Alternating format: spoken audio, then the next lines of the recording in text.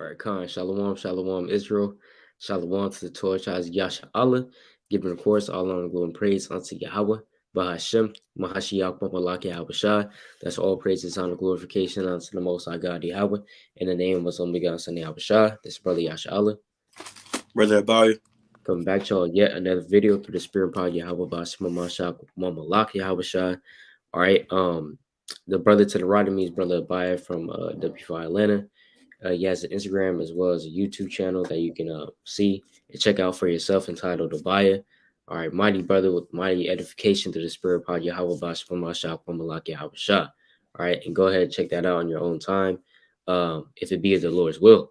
All right, so Khan, all praise to the Most High God. Right, mighty King, mighty soldier, right there. Right, and Khan, Shalom, martyr for Yahweh.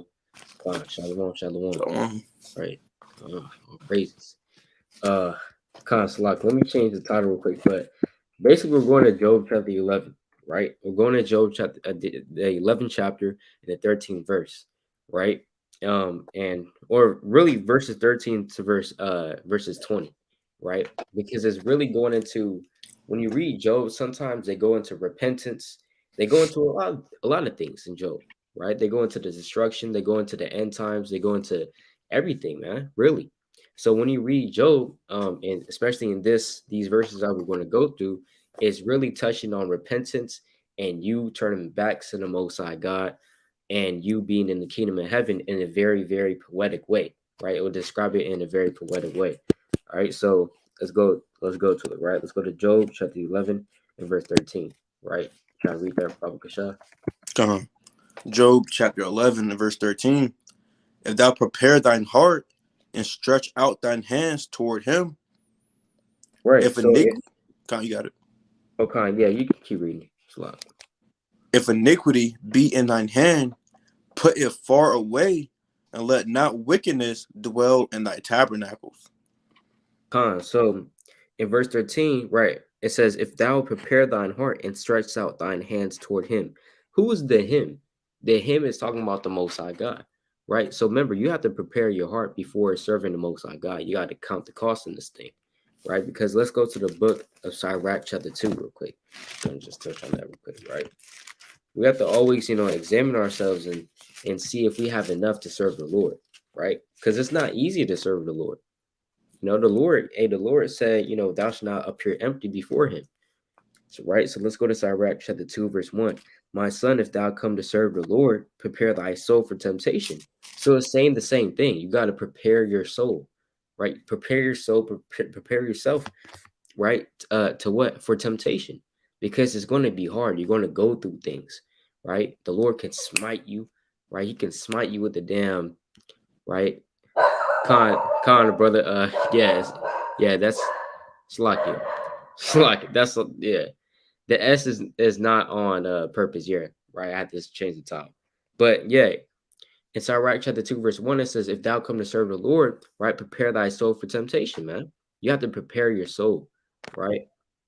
And it says what? Verse 2, set thy heart aright and constantly endure and make thy haste in time of trouble. Cleave unto him and depart not away, that thou mayest be increased at the last end, right? So we always have to be examining ourselves and see and look and understand that, look, the Lord requires a much out of us. Do we have enough to serve the Lord? Do we have enough to read? Do we have enough to study? Do we have enough to go out there in the highways and byways and serve the Lord? Right? Con, you got it, King. Con, you got it, King. All right, Con. Right? It says, Job 11 and verse 13, if thou prepare thine heart and search out thine hands, stretch out thine hands toward him, right? Verse 14, if iniquity be in thine hand, put it far away and let not wickedness dwell in thy tabernacles. So the Lord said, right? If the Lord said, if the Lord said, if iniquity is in your hand, right, put it far away. You got to put that iniquity far away from you, man. Right? You can't let it dwell in your tabernacles. You can't let it dwell in your body, right? You got to put it far away from you. Yeah, once you find out that iniquity is in your hand, because remember, in the world, nobody told you that smoking dope was a sin against the Most High God. You might have heard it from your damn damn grandma, right, from your church, She might have said, put down that blunt. She might have said that, but you'd be like, man, I'm not trying to listen to that. Because you look up and you go into that church, damn, the pastor, you damn committing fornication, right? You go into the church and you see a damn white dead Jesus on the cross. You'd be like, this is madness, right? You see the pastor pulling up in a Mercedes Benz when the damn church, the damn windows are dirty as hell and the doorknob doesn't even work, right? So you have to adjust it and kind of hinge it open and stuff like that. The church is looking dirty as hell and it's run down, but the Mercedes, hey, the damn pastor, he's pulling up the Mercedes Benz and whatnot, huh? Right? You just look at it, it's like it's a ridiculous joke. So you'd be like, hey, that's a joke, man. Right? I don't give a damn about that. But nobody, Slaki, what I'm trying to say is nobody in the world told you that you were going off in these certain sins. Nobody told you that was a Sabbath on Saturday. Nobody told you that you got to wear your fringes. You did not know sin. You did not know what good was. You did not know that, right? And so if iniquity be found in your hands, you find out that you're Israelite. You find out that you got to keep the commandments. Hey, put it far away. Put that iniquity far away. But Con, you got to keep. If you have iniquity and you didn't know, and you was on the highways and byways, and now you just found out that you can't eat pork, that you can't eat lobsters and things of that nature, but their brother say you gotta throw that thing out like a piece of paper at school. You would throw it across the classroom. It might hit the teacher in the head. You get suspended, and now you get a whooping when you get home in pre-K after pre-K. Guess what, man? That's how you gotta be with the sin. You gotta throw that thing across the classroom, for lack of better terms. Let me get this precept real quick. In Job 33 and verse 27, he looketh upon man, and if any say, I have sinned and perverted that which was right, and it profited me not, he would deliver his soul from going into the pit. His life shall see the light. So basically, it's another, like the brother said, a poetic way of repenting. If you say to the Lord, look, I sinned, I perverted that which was right, you repent things of that nature, the Lord want to save your life, man. But if you constantly sinning, you dwelling in things you shouldn't be doing, you smoking, you being lazy, you watching, porn and things in that nature, creepy sites, right? The Lord going to destroy you, man. Let me get this precept. You don't want to be like Adam. This is book of Job 31 verse 33. You don't want to be like Adam when the Lord was looking for him. They was hiding and things of that nature. They didn't want to get rebuked because they knew they was going off, right? When a brother trying to call you up and you over here playing games all 24/7, you know the brother going to get on you if you told him that. I don't think I should answer. Then you what's it called? You don't answer, man. You push the hang up button on and things of that nature. You've been you haven't read in 3 days. You haven't fasted in 3 days. You've been smoking a blunt and things of that nature. And the brother pulls up on you. You might run back into your house and shut the door in his face, right? Let me get this real quick. In Job 31 and 33, if I covered my transgressions as Adam by hiding my iniquity in my bosom. So you don't want to be like Adam back then by hiding your iniquity in your bosom. You got to confess your faults and repent in this thing, man. But come Con, that's right, man. Con, right. It says what? I want to go back to that, right? Job 11 verse 14. If iniquity be found in thine hand, or be in thine hand, put it far away, and let not wickedness dwell in thy tabernacles. So you don't want wickedness to dwell in your tabernacle. What's a tabernacle? Tabernacle is a dwelling, a house, right? So a dwelling place or a house, right? So that could be physical and also carnal because your physical house will be what? Like an actual house, maybe whether it be an apartment or actual, like a house or wherever your dwelling place is, right? That's your tabernacle. So you don't want, wickedness to be found in there as much as possible, man. Right now, we know that you have certain situations where you have to, live with certain people that might commit sin, on a daily basis, et cetera, et cetera. That's not the truth. But, to the best of your ability, right? That's why it says tabernacles. That's why the Lord, is double to that, which is because it's, hey, guess what? Your body is also a tabernacle as well, man. Right? Let me get 2 Corinthians real quick, right, to prove that. Because your body is also a tabernacle on earth. Right? 2 Corinthians, right? Chapter 5, verse 1. For we know that if our earthly house of this tabernacle, What is this tabernacle? Talking about your physical body, right? This flesh. We're dissolved. We have a building of God and house not made with hands, internal in the heavens. That's going into your spiritual body, right? So you don't want iniquity as much as possible to be found in your bodies, man, right? You want to put that far away from you, right? Let's go to the book of Second Ezra, right? And that's what we do in this truth. It's one of the main points in this truth, man, to put away sin, to keep the commandments to the best of your ability. This is the book of Second Ezra, right? Let's go to Second Ezra, chapter 16. Book of Second Ezra, chapter 16, and verse number 67. Behold, God himself is a judge. Fear him.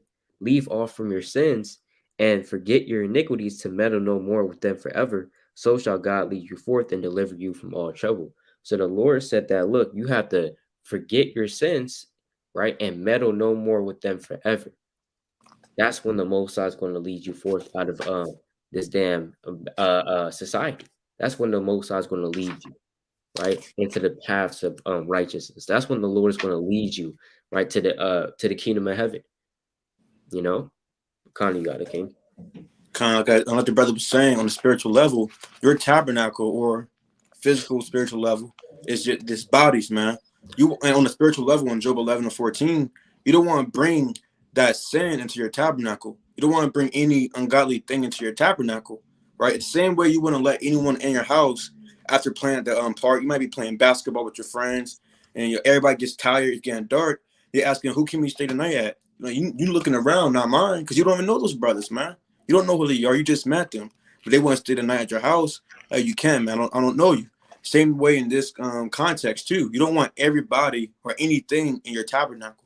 Let me get a precept. I get two precepts on that. Second Peter chapter 1 and verse 13, and it reads, "Yeah, I think it meet as long as I am in this tabernacle to stir you up by putting you in remembrance." So even Peter knew and Paul knew about this is our tabernacle. This is your home for right now, right? I'm going to get another precept in John chapter 2 and verse 21. This is Yahushua. Well, yeah. But he spake of the temple of his body. So when the Lord said, destroy this temple, and in 3 days I will raise it up, he was speaking about the temple of his body. Because our body is always referred to as a tabernacle, as a house, as a temple, right? So you don't want no sin that come into this temple, man. Because let me get this real quick. In Sirach, chapter 11 and verse 29. Bring not every man into thine house, for the deceitful man hath many trains. And who's this man on this spiritual context, right? Satan. You can't let any demon in your house. You got, for lack of better terms, have a lock on your door. No one can be able to just open the door and walk right in and sit on the couch. You have a lock on it. You may have one of those locks. You lock it. You can't really open the door because you got that little lock thing on it, man. Same way on the spiritual level, your tabernacle should have a lock on it. Not anyone can just walk in. Only holy spirits and righteous spirits can come in this thing. So let me get one more precept. Let me get Proverbs chapter 1 and verse 10. All right. When you start getting enticed by things, you should flee. You should flee. Hit a flea in this thing. Unless you get caused to sin and get bit by a serpent. This book of Proverbs chapter 1 and verse 10. My son, if sinners entice thee, consent thou not. Because right when you start getting into temptation, now you're thinking about it. You start thinking about it. You're getting closer and closer to wanting to do it and things of that nature. Next thing you know, you let that demon come into your tabernacle. And now you're having a lustful night with that demon if you have ears to hear. Right? When you start getting tempted, you should flee away from the serpent unless you get bit. The Lord said, who will pity a charmer? Right? But come. Khan, that's right, man. And Khan, the brother pulled another good precept as well, Wisdom of Solomon 1:4, right? Because it's, if we're into a malicious soul, wisdom should not enter nor dwell in a body that is subject unto sin. Exactly, right? Your body is being subject unto sin, right? You're being, you're sinning, 7 different sins, 70 times 7 different sins, like how we used to sin in the world and just carefree, basically, right? Just carefree sin, in the world. Hey, hey, The Lord is not going to send his you know his spirit into that kind of body, man, right? Into that tabernacle, right? So that's why, in order for you, if you want that wisdom from the Most High God, you got to put that iniquity far from you, man, right? In order for the Most High to be dealing with you, right? Pecan. Also, I want to get this precept, like, to go off what the brother was saying. It's Iraq chapter 11, verse 29, because just like you don't bring everybody into your house, right? So likewise, on another fold, we don't want to bring any type of damn spirit or any type of damn anything, into our house, right? Into our tabernacle, right? Sirach 11 and verse 29. Bring not every man into thine house. But did you already bring this up? Con. You Okay. got it though. Con, you Okay, got it. kind of Slocky, right? But yeah, that was a good precept. That was a good precept, right? Don't bring every man into your house, even on a physical level. But I'm gonna go back to that though, but Slocky.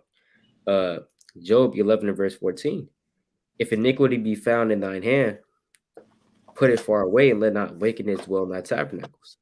For then shalt thou lift up thy face, right? Without spot. So then you're going to lift up your face, right? Let's go to Sirach 11 and 1.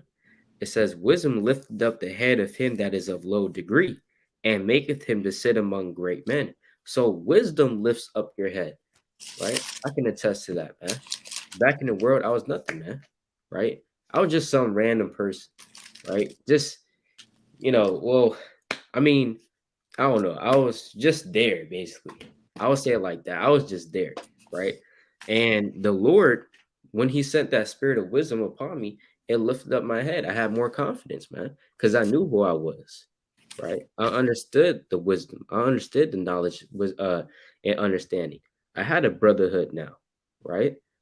So the Lord, with wisdom, He can lift up your head. Right? Because remember, when you keep the commandments, the Most High will bestow up onto you wisdom.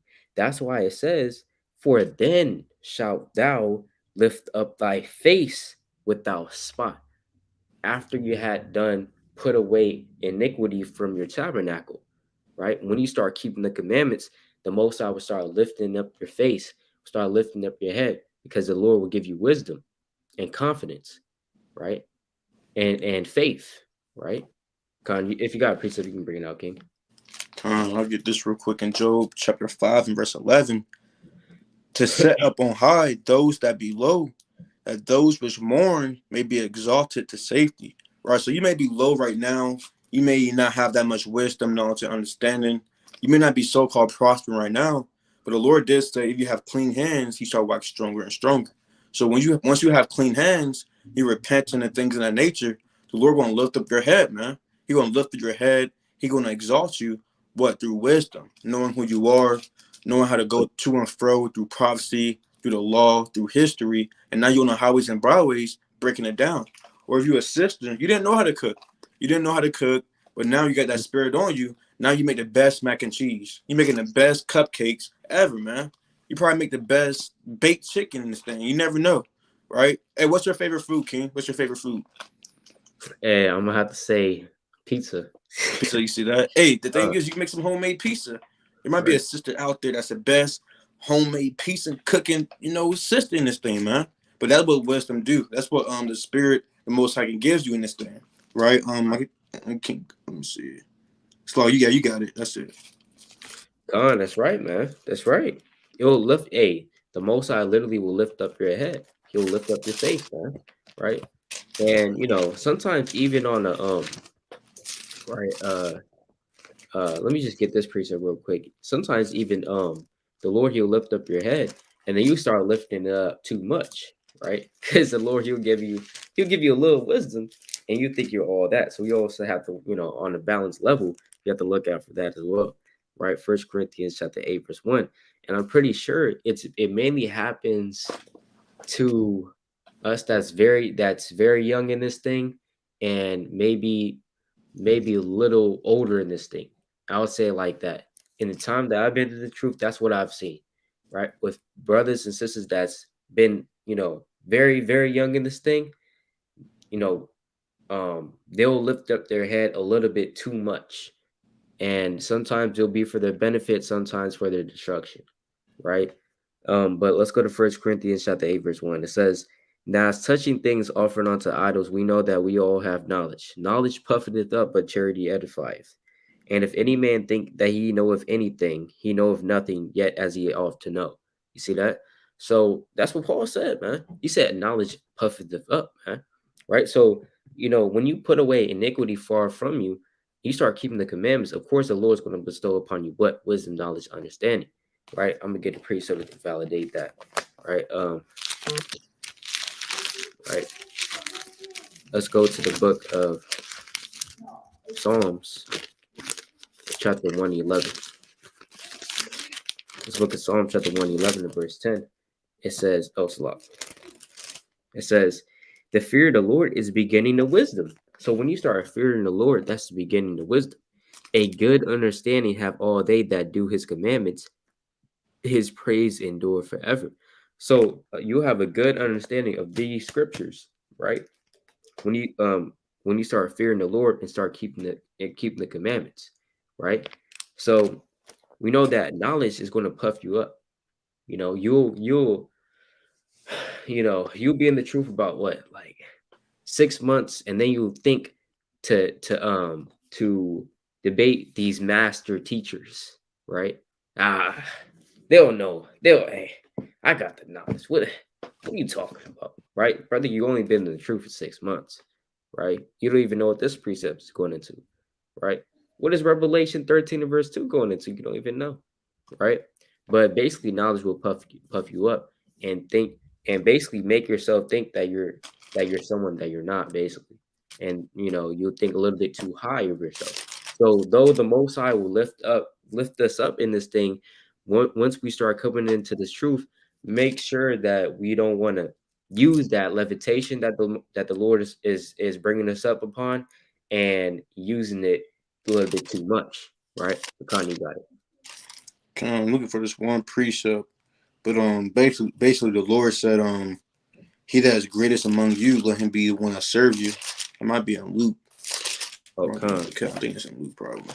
But wisdom, knowledge, and understanding can puff a lot of people up, even when you first come into this thing. I had to check myself. Brothers probably had to check themselves too, because it can hop on everybody. It's a Right. pride demon and things of that nature. Like, no one's perfect and things of that nature. But the thing is, you self-examine yourself, and you cut it off. But the thing is, you be in certain. You might watch a certain live. You might be on a live. You have brothers debating each other, but in the chat, hey, they going off, man. Just because you have people who believe in your house, but they have a different doctrine. Now you got people in the chat saying he's bugged out because he believes that. He's bugged out because this, that, and the third. They start making they start making fun of him on how he looked and things of that nature. Hold on, brother. He believes in your house. What's going on, man? He keeps the commandments, but you Right. making fun of him because he got a different understanding. That's pride, man. That's pride, Yeah. right? At the end of the day, the Lord going to come back and set everything in order, man. But I'm going to get this real Right. quick. In Luke 22, I'll start at verse, let me see, 24. And it reads, and there was also a strife among them, which of them should be accounted the greatest. So the disciples of the Lord, they had a strife saying, no, I'm better. No, I'm better, right? And things of that nature. I know more, right? Verse 25. And he Right. said to them, the kings of the Gentiles exercise lordship over them, and they that exercise authority upon them are called benefactors. But ye shall not be but ye shall not be so. But he that is greatest among you, let him be as the younger, and he that is chief as he that doth serve. For whether is greater, he that sitteth at meat, or he that serveth, is not he that sitteth at meat, but I am among you as he that serveth. You see that? So the Hmm. Lord, he has more wisdom, more knowledge, more understanding than all of us. But he was the one being a servant to everybody. Same thing how you might have to be. You might be more knowledgeable in certain things or more mightier than a certain brother on a humble level, but you gotta be the one that serves, man. You gotta be the one that's more humble than that brother, because you know more and things in that nature. But come on. Right. Khan, that's right, man. That's right. Khan, I'm gonna get this as well. It's the book of Wisdom of Solomon, chapter 8, right? And this is what wisdom will do for you, right? Wisdom of Solomon, chapter 8 and verse 10. For her sake, I shall have estimation among the multitude and honor with the elders, though I be young. So, wisdom and knowledge and understanding will literally lift you up because even at your young age, right? If you're young, you know what I'm saying, you can still have honor amongst the elders, right? And the Lord, He can lift you up and give you wisdom, knowledge, and understanding so that you can sit amongst elders. Who are we to sit amongst elders? Who are we to talk to the elders, right? But literally, because of the Most High's wisdom, He can lift you up and put you amongst them, right? Verse 11, I shall be found of a quick conceit in judgment, and shall be admired in the sight of great men. So you can be admired in the sight of great men just because of knowledge, wisdom, understanding from the Most High God, right? So that's how you can lift up your face, man. But remember, you don't want to let that like that, like we say, you don't want to let that lifting up of your face, right, to be taken as a proud thing. You want to be um you want to approach it in humility, but not in pride, right? Because we already know, like how the brother brought out, the greatest among us is going to be our servant, and that's humility, right? Verse 12, when I hold my tongue, they shall bide my leisure, and when I speak, they shall give good ear unto me. If I talk much, they will lay their hands upon their mouth, right? I'm just read until verse 13. Verse 13, moreover, by the means of her, I shall obtain immortality and leave behind me an everlasting memorial to them that come after me. So you can literally, right? And Martha Yahweh Shah Khan, right? He said, before Yahweh Shah received humility, he had to go through persecution, right? That's right. As well as what? He was young, sitting amongst the elders. That's right, man. Right? It'll tell you that in the book of Luke, chapter 2, that he was sitting amongst the doctors, right? So come. Yeah. That's all you had, King? Can I get another one? This is book of Job, chapter 29. Because Job, a lot of people think he was just a poor man, a poor old nasty man with a nasty beard when you look it up on Google. No, Job, he was a comely man. He was very rich. Read Job chapter 42 about his latter increase. He was a very rich and notable man, a man of renown in this thing, right? This is the book of Job, chapter 29. I'll start verse 2. I'm gonna jump down. O thou were as in months past, as in the days when God preserved me, when his candle shined upon my head, and when by his light I walked through darkness. That candle is talking about his wisdom, knowledge, and understanding.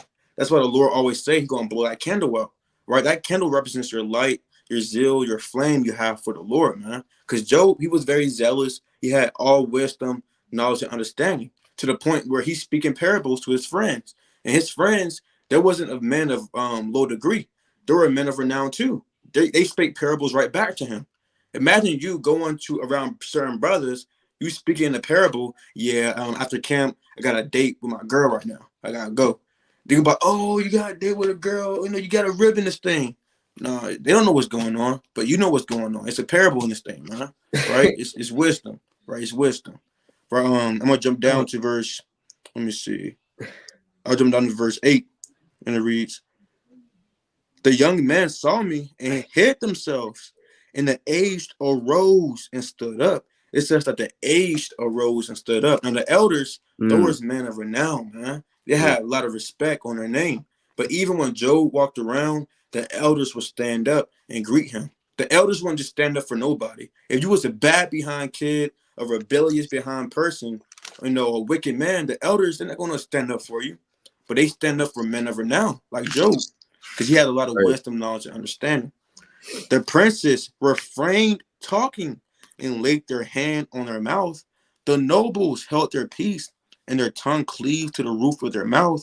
When the ear heard me, then it blessed me. And when the eye saw me, it gave witness to me. And when you read on down, it goes more into it. But basically, Job wasn't just some nigga, man. He was a man of renown, a son of the Most High God, for real. And that's how we got to be with our wisdom, knowledge, and understanding.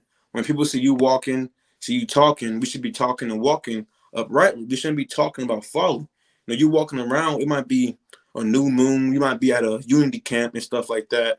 a kickback. You know, after the camp, everybody's talking. You shouldn't walk past a group of people talking about creepy sites, man. I'd be going off. You should be hearing people talking Con, about, Abraham. You should be hearing sisters talking about Sarah, man. Right? But that's right, man. That's right. Con, I believe in there's a precept inside, right? That says, basically bow thine head before a great man, you know. So, con. And you could have that same reverence, right? Because the most I chose you, and it's like he chose you to exalt, right, in these last days, right? And because you, right, like how the Lord said in Second Ezra, kept yourself, right, and kept the commandments. Con.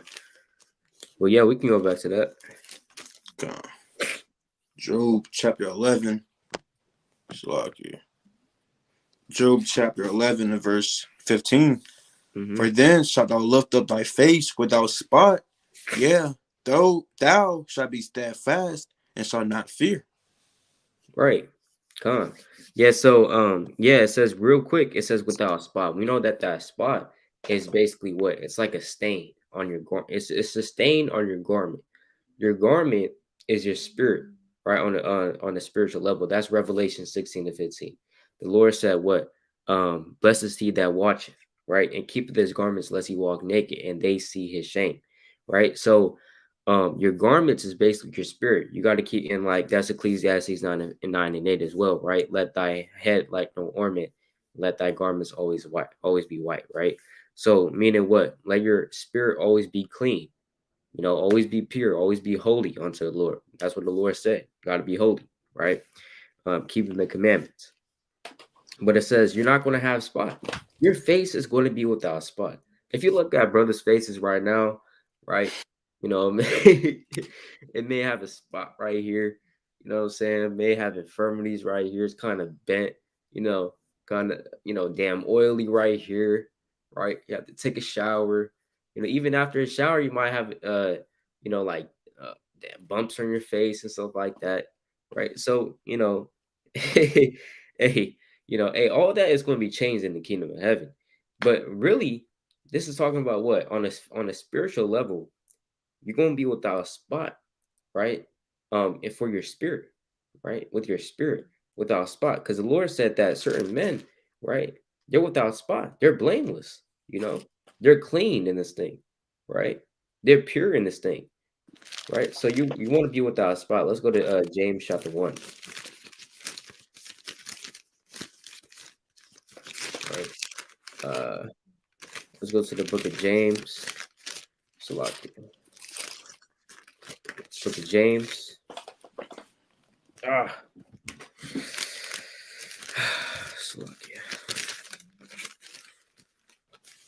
This is the book of James, chapter 1, right? And verse number 27. Pure religion and undefiled before God and the Father is to visit the fatherless and widows in their affliction, and to keep himself unspotted from the world. So we want to keep ourselves unspotted from the world, man. Whatever the world got going on, you know what I'm saying? Worldly, sensual. We know that we have to use the world, but what? Don't abuse it, because as soon as we start abusing the world, start waxing worse and worse and worse. Start being sucked back into the damn world, right? We can't be spotted by the world, because the world, damn, they have they stain their garments all the time. They enjoy staining their garments, right? You have a little. You don't want to your damn clean garments to be spotted by the dirty world. You know, you don't want to put on a damn a spiritual tie-dye shirt, right? That would be off, right? On a spiritual level. That tie-dye, what? That those stains represent what? Different types of sins. Damn, homosexuality right here, that's another stain, right? One stain is what? A Sabbath damn breaker demon, right? Weed right here, right? That would be another stain in your spiritual garment. You want to keep yourself unspotted from the world. You got it, King. That's why David, let me get this real quick in Psalm 51. Let me see. I'll start verse 7. And it reads, purge me with hyssop, and I shall be clean. Wash me, and I shall be watered in snow. So is David going to actually be watered in snow after he get cleansed by the Lord? No, it's all spiritual talk. When you white as snow, when you get that T-shirt, you probably play basketball on that T-shirt. You got that yellow musty stain on it. You put it in the washing machine. You clean that thing. You probably bleached it. You cleansed it real good. It comes out. It's white as snow. It's pure. It's not defiled with ketchup sauce or honey mustard sauce because you had some chicken tenders, man. Right? It has no stains on it. It's undefiled. Same thing in this context. David said, what's it called? Purge me with hyssop, and I shall be clean. Wash me, and I shall be watered in snow. It's talking about on a spiritual level. Forgive me for my sins. And wash me spiritually.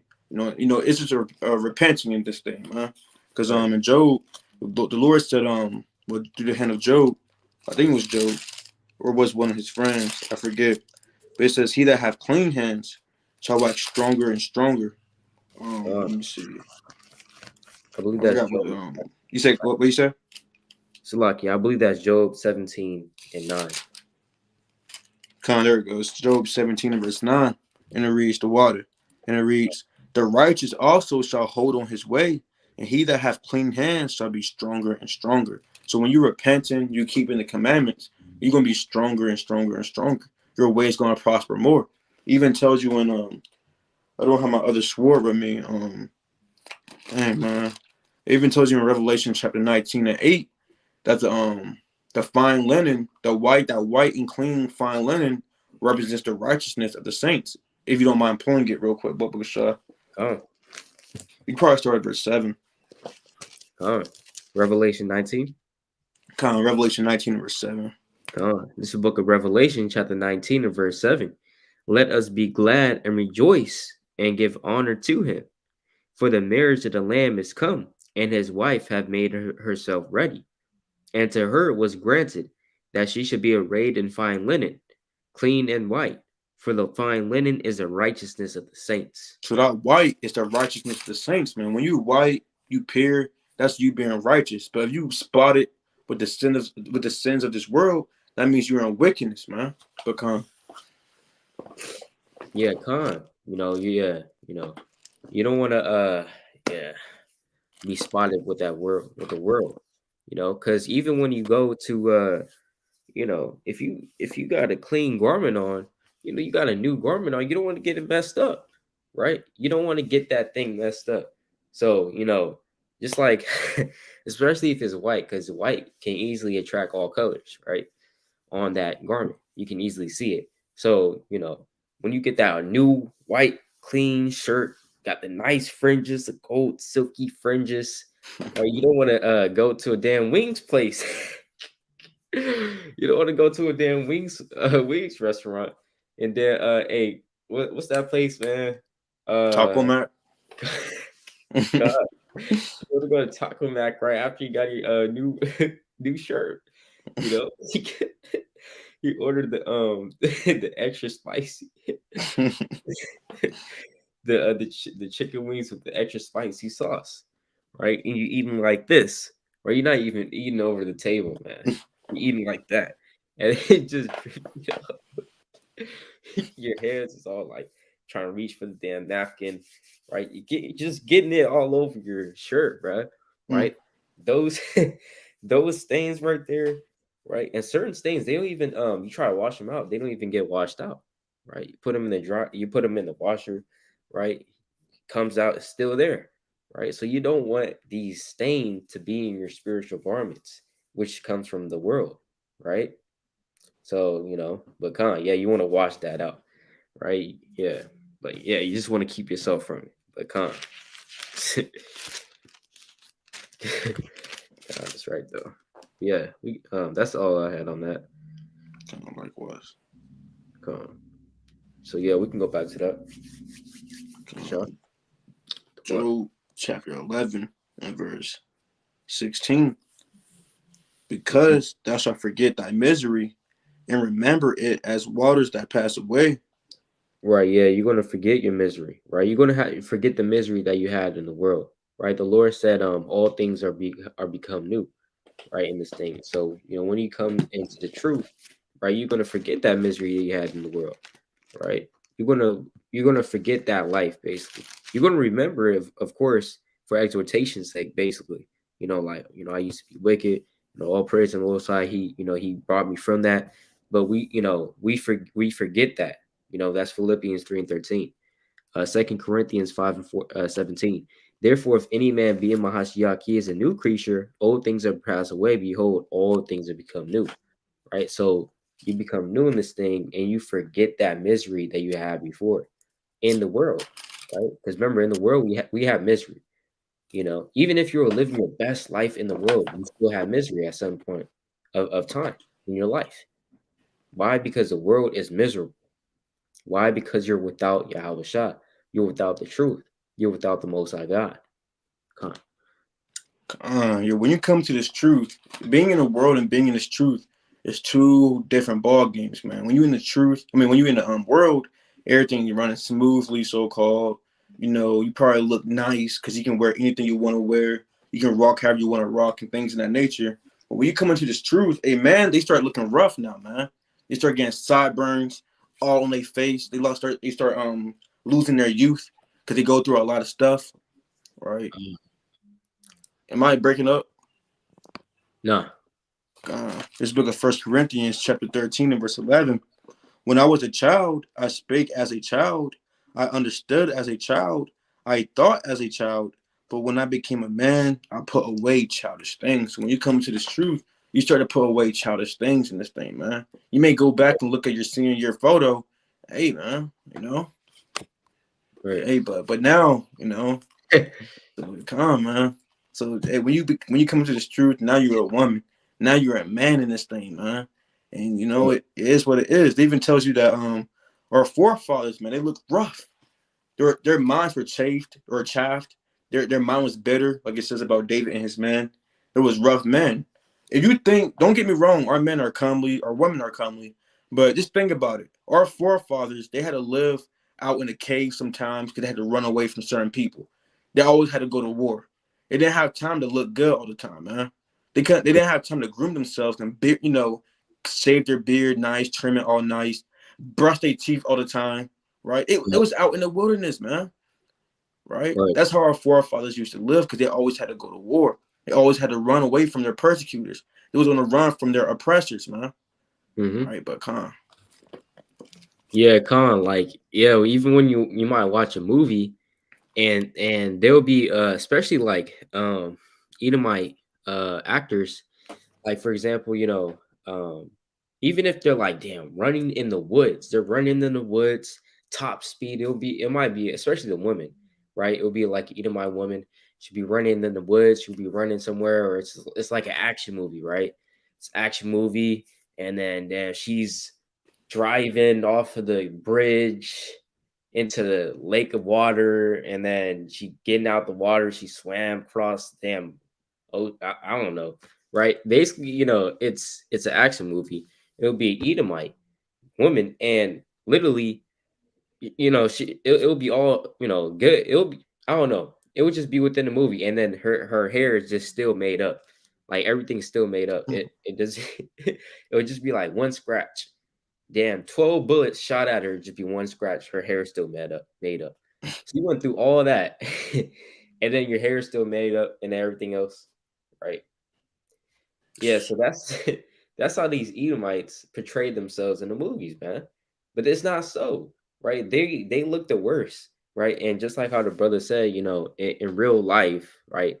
Our forefathers didn't have time to damn look good all the time, right? Come on. I do got one more point too. Like that's how it's gonna be in Jacob's trouble, man. Our sisters right now, they have time to look good, put makeup on, put their deodorant on, and put their lipstick and eyelashes on, doing the things they gotta do right now. But the Lord did say that He gonna have that, it's gonna stink in that day, man. It's gonna stink. And we all know what the it is, man. It's gonna stink in that day. Yet the men, they're gonna stink too. If you don't put your faith and your trust in the Lord, it's gonna be bad for you, right? You're not Yeah. gonna look the best in that day, but Yeah, Khan, that's right, King. That's right. That's right, Khan. Yeah, we come back to that.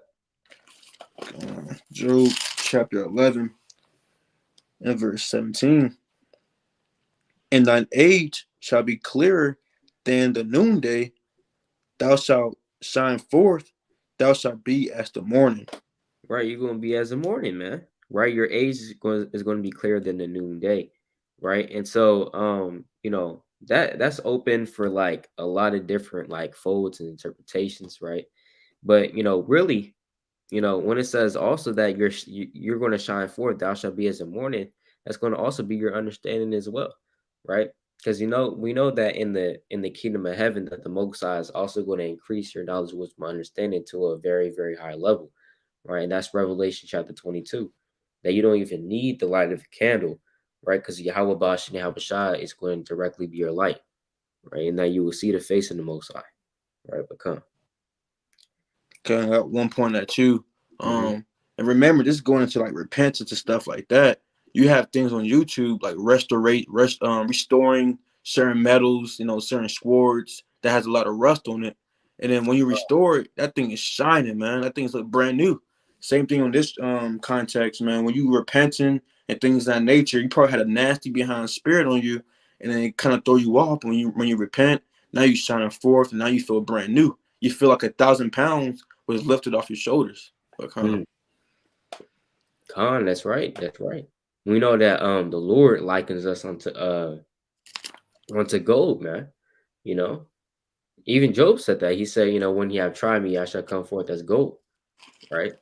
Uh, and also in Ecclesiastes 8:1, it'll tell you that the man's wisdom maketh his face to shine, right? So Khan, all praises. Job chapter 11 and verse 18. And Mm-hmm. thou shalt be secure because there is hope. Yeah, thou shalt dig about thee, and thou shalt take thy rest and safety. Right. You're gonna be secure because there is hope, man. Because right, when you're in the truth, there's hope in this thing, right?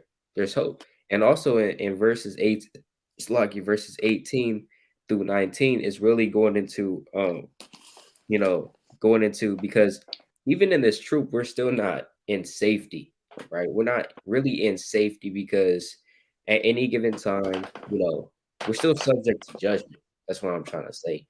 It's not until the kingdom of heaven will we ever experience true safety. We'll be safety at all times. We're not going to die. We're not going to be subject onto judgment anymore in the kingdom of heaven, right? But it says, "And thou shalt be secure, because there is hope. Yea, thou shalt dig about thee, and thou shalt take thy rest in safety." We're not taking our rest right now, so we know that this is talking about also on a spiritual level in the kingdom of heaven, man, right? Because that's when we're going to take our rest in safety. Esau is not going to come up to your damn house, bust open the damn door, get on the ground, get on the ground, point a damn gun in your face, right? Put you behind your back. It's then 3 a.m. You're you're caught in your damn underwear, man. Right? You just got done watching a video, went to sleep at 1 a.m., got work in the morning. Hey, they come in at 3 a.m., busting open your door and stuff like that. Put you in the damn back of the car, right? Put a blind over. Like, you're not going to be subject to that in the kingdom of heaven. You're going to take your rest, right? In safety, right? God, second measures, right? Because even in your house, we're still not safe, man. Even in your own house, you're still not safe. Because Esau, oh yeah, Khan, I was watching this movie last night. It's called it's called Eye in the Sky, Khan. It's called Eye in the Sky. Let me look it up real quick, right? Watch this. It's called Eye in the Sky, and watch this. You're not even safe in your house, right? Watch this, right? So basically what this is, I just want to get to the point.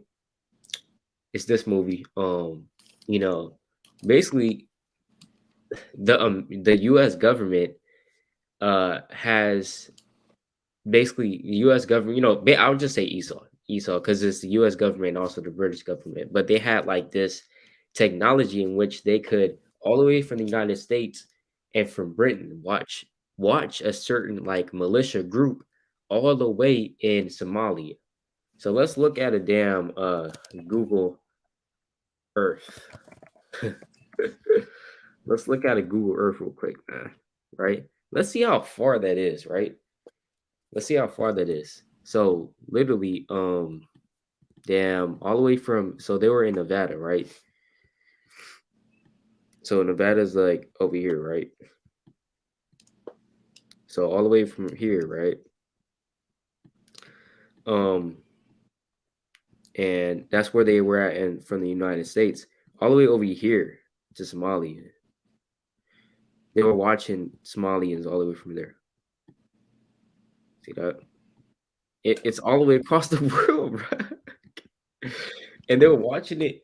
They were watching it from above, and then they had a guy in Somalia, right? Had get on this controller thing, and it was like a basically like a bug that would. It's like, it looks like a bug, but it's actually like a computer thing, right? And that would fly into a house, and then look at you in like look spy at the people in the house. It'll fly into the house, right?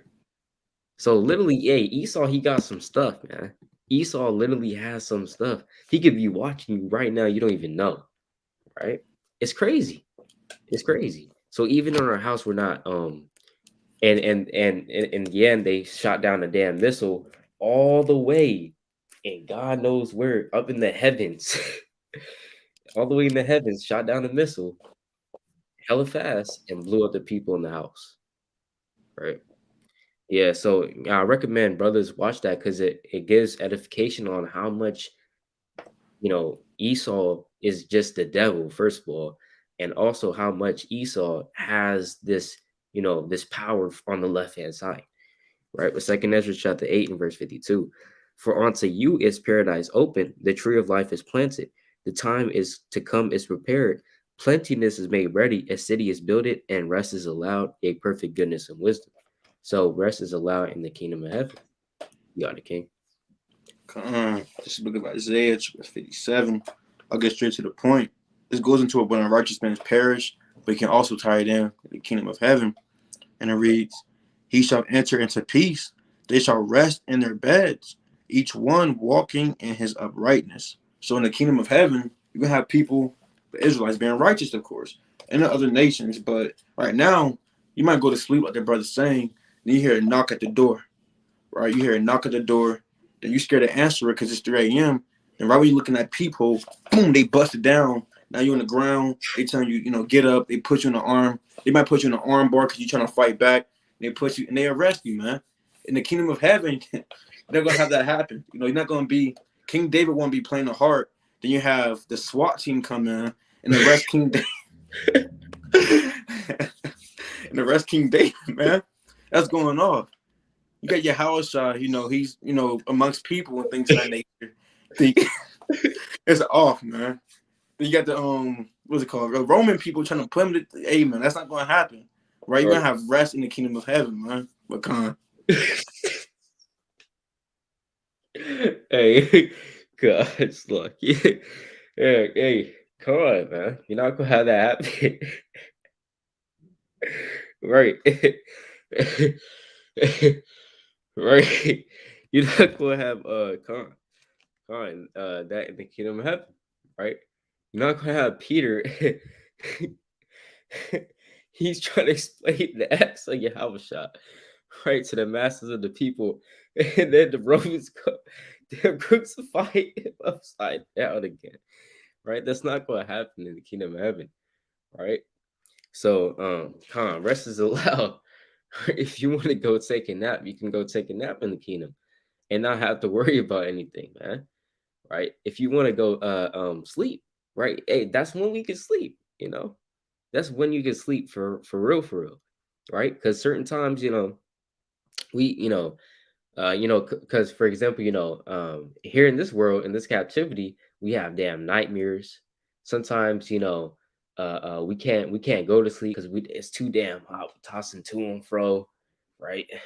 You know what I'm saying? Or sometimes it might be too damn cold, and we're worried about the cold. Like we're like this, so we're trying to toss. We're tossing to and fro again, right? Or it might be too damn loud to go to sleep, right? you know, because you might work the night shift, so you have to sleep during the day, and you know if you share the house with other people, you know, it's too bad, you know, it's all hell breaking loose in your household, right? Because they're up while you're trying to go to sleep, you can't get any sleep because you got you know, so it's all hell, right? We don't really get sleep in this kingdom, in this society, in this world that we live in right now. You know, like how we brothers say, you know, we haven't experienced, you know, true rest. We haven't experienced true peace and true tranquility, man. You know, just because you went to you know, to the beach that other day doesn't mean that you experienced true, you know, tranquility, right? Because guess what? At that beach, you saw some Edomites, right? So wherever there's Edomites, there's damn evil, man. That I you know, we can guarantee you that, right? Wherever there's Edomites, there's some damn evil going on, some damn serpent behavior going on, right? But yeah, Khan, you know, Con. right? But yeah, we can go back to that. Con. See, that's madness. But kind of Job chapter 11 and verse 18. Let me see. Yeah. Kind of. And thou shalt be secure because there is hope. Yeah, thou shalt dig about thee, and thou shalt take thy rest in safety. Mhm. Also, thou shalt lie down, and none shall make thee afraid. Yeah, many shall make suit unto thee. Right. So none is going to make you afraid. Where do we see that same phraseology? When you go to Jeremiah chapter 30 and verse 10, it says, "Therefore fear thou not, O my servant Jacob, saith the Lord, neither be dismayed, O Israel, for lo, I will save thee from afar, and thy seed from the land of their captivity. And Jacob shall return and shall be in rest and be quiet, and none shall make him afraid." So in the kingdom of heaven, remember Jeremiah chapter 30 is going into kingdom connotation. So in the kingdom of heaven, you're not going to be afraid anymore. None is going to make Jacob afraid, right? He's going to lie down in safety. All this phraseology we can see in Isaiah, we can see in Jeremiah, we can see in the prophetic books, right? That pertain onto the kingdom, right? Onto the verses and the prophecies that pertain onto the Most High restoring us in the kingdom of heaven, right? We're not gonna, you know, none is gonna make you afraid. You're not gonna be afraid in the kingdom of heaven, you know. You're not gonna, you know, like how the Lord said in Wisdom of Solomon, you're gonna set these nations in order, man, right? You're gonna have that power. The Most High is gonna give you that power to stand in great boldness in that day. You're not gonna be afraid of these damn heathen, you know, especially in the kingdom of heaven. If you're, you know, kind of overcoming that fear, we're trying to overcome that, right? This flesh, because fear comes from the flesh, right? You know, the angels. Well, I'll put it like this: the fear of damn anything outside of the Most High, while Yahweh Shah is coming from the flesh, right? But because we know that the angels, they fear the Most High, but they, you know, they don't have the flesh. What I mean by that fear, that you know, that fear on the left hand side, because you know, yeah, yeah, basically, you know, when in this flesh, we might fear something outside of the Most High God and Yahweh Shah, right? That's because of this flesh, man. So in the kingdom of heaven, you're not gonna be afraid of these other nations, these damn heathen either, right? You're not gonna come to your vineyard and be like, yeah, so how's it going? And then Esau, he looks up, get out of here, get out of here. Hey, you're eating my servants tell you get out of here, man. Right? And you're not gonna be like, oh, okay, okay. I guess I'm just gonna leave. Right? Let's go. I don't want to deal with Esau right now. Right? I don't want to get on Esau's bad nerves. Right? That's not gonna happen in Kingdom of Heaven. You're not gonna be as scared of Esau, right? Any longer. You're not gonna be scared of than these other nations. They're not gonna have any power against you, right? Come Come, I'm gonna get precept in Job chapter 5 and that's like verse 22, and it reads, "At destruction and famine thou shalt laugh, neither shalt thou be afraid of the beasts of the earth, for thou shalt be in league with the stones of the field, and the beasts of the field shall be at peace with thee." So like in the kingdom of heaven, you're not gonna be, when you're at rest, you're not gonna be scared of a of a lion, You know, people get scared of a mosquito and things in that nature. When they see a cockroach, crawling, you got Eves getting scared, man, jumping up on Right. you and things in that nature, man. A spider might be in that dark behind corner. You turn a light on, it's a big cobweb. You get scared. Jake be scared to hit it with the shoe because it might jump on him. It's not going to be like that in the kingdom of heaven. You're not going to wake up in your big behind mansion, then you see a spider and you get scared, and next thing you know, you get your rib to try to get it for you, right? And things in that nature. It's not going to be like that. We're going to be without fear. You're going to be manly. The sister going to be womanly, right? It's going Right. to be a beautiful thing. Verse 24.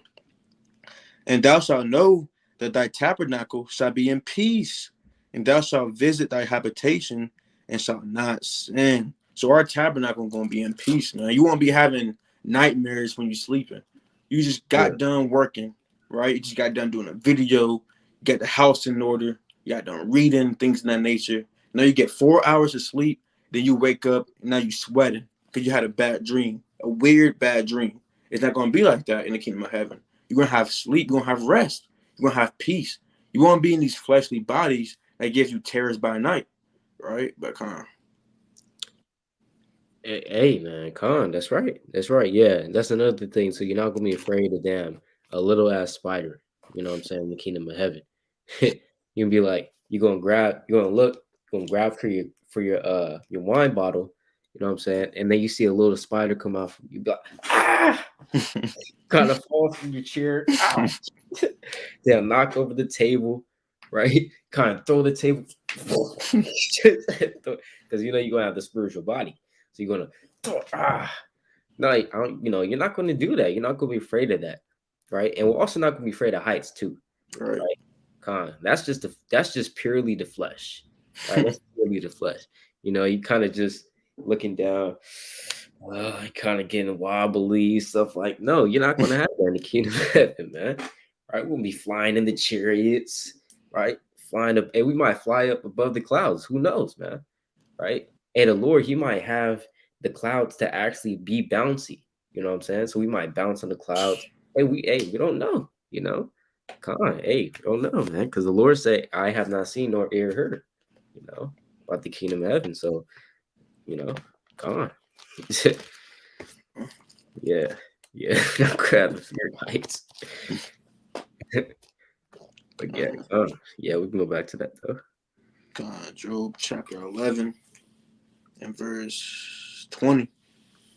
But the eyes of the wicked shall fail, and and they shall not escape, and their hope shall be as the giving up of the ghost. Damn. Mm, right. So the eyes of the wicked, they're gonna fail, man. Right. Remember that the eyes of the wicked, it's covetous. It's just pure covetousness. The eyes of the wicked, right? Let's real quick. Like, let's go to the book of Psalms, chapter 73, real quick. Psalm chapter 73 in verse 6. Therefore, pride compasseth them about as a chain, violence covereth them as a garment. This is talking about the wicked, right? Their eyes stand out with fatness. They have more than the heart could wish.